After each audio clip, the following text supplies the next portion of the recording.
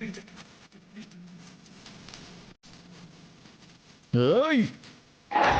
Ơi.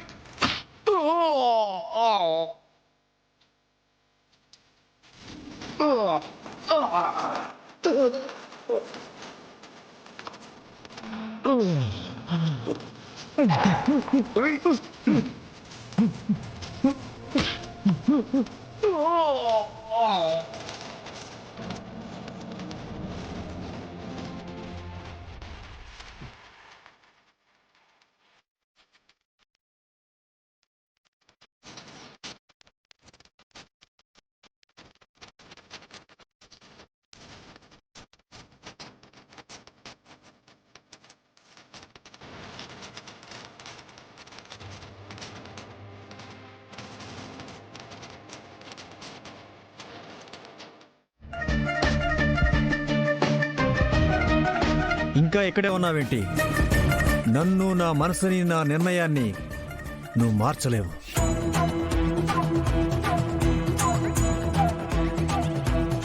నా కూతుర్ని నువ్వు పెట్టిన చిత్రహింసలు నేను మర్చిపోలేను. నిన్ను నా జీవితంలో క్షమించలేను. నీకే కనుక సిగ్గు, లజ్జ, మానం, అభిమానం ఉంటే ఇప్పుడే నా కూతుర్ని, నా ఇంటిని విడిచిపెట్టి వెళ్ళిపో. అయ్యా నాన్న, ఏంటి నాన్న ఈ ఆవేశం? ఆయనకి ఇచ్చిన టైం ఇంకా ఉంది కదా. ఇవాళే చివరి రోజు. ఇతను ఏం చేసినా నేను మాత్రం ఇతనితో నిన్ను పంపించను. మర్యాదగా ఇప్పుడే వెళ్తే అందరికీ బాగుంటుంది.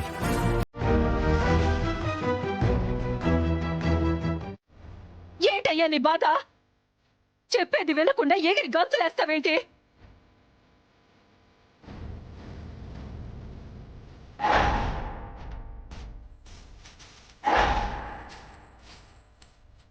కూతురు మీద ప్రేమతో కళ్ళు మూసుకుపోయి ప్రవర్తిస్తున్నావా? నీకు అర్థం అవుతుందా?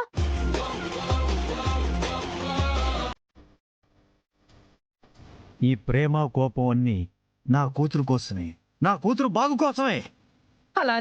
అలా అని ఏం చేసినా చెల్లుతుందనుకుంటున్నావా? అంతగా నేనేం చేశానే? కళ్ళ ముందు పిల్లలు బాధపడుతుంటే నీకేం కనపడట్లేదయ్యా?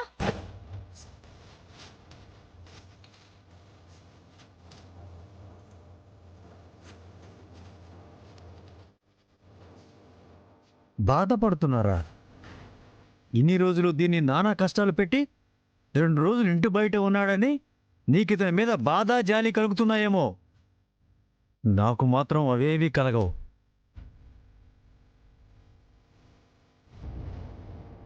పెళ్ళై సంవత్సరం అయింది. ఆ సంవత్సరం అంతా దీన్ని పని మనిషిలా బతికించాడు. అప్పుడు ప్రతిరోజు ఇది ఎంత బాధపడిందో, ఎంత మానసిక క్షోభ అనుభవించిందో నా బిడ్డ.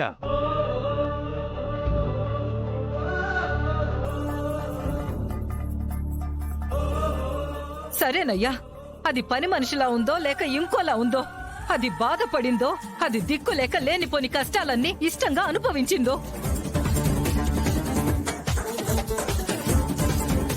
కానీ ఇప్పటికీ అమ్మాయి ఆయన్నే ప్రేమిస్తుందయ్యా. అల్లుడు కూడా దీన్ని అంతకంటే ఎక్కువగా ప్రేమిస్తున్నాడు.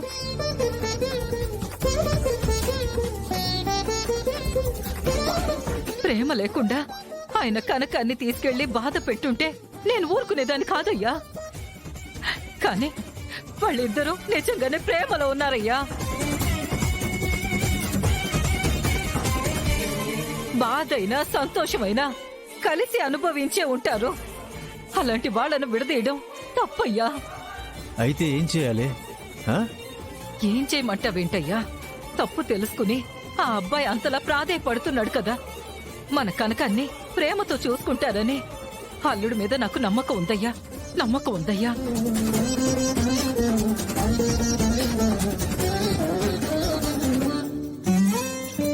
అయితే ఇప్పుడు కనకాన్ని అతనితో పంపించేయమంటావా? అదే న్యాయమయ్యా. వాళ్ళిద్దరిని ఇలా చూస్తూ నేనుండలేకపోతున్నాను.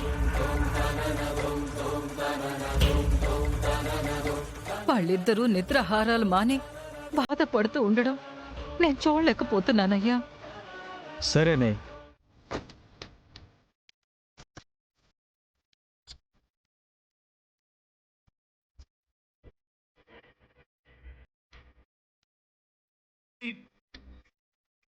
జీవితమే ఎటువైపో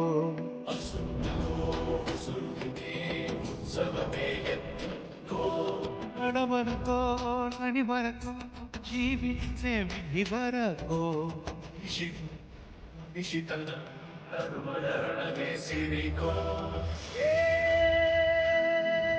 ప్రాణం పోయే దగ్గరి కోసం దేవుడైన రాయి దాటి రాడు ఎందుకు ఎటువైపో ఎటువైపో జీవితమే ఎటువైపో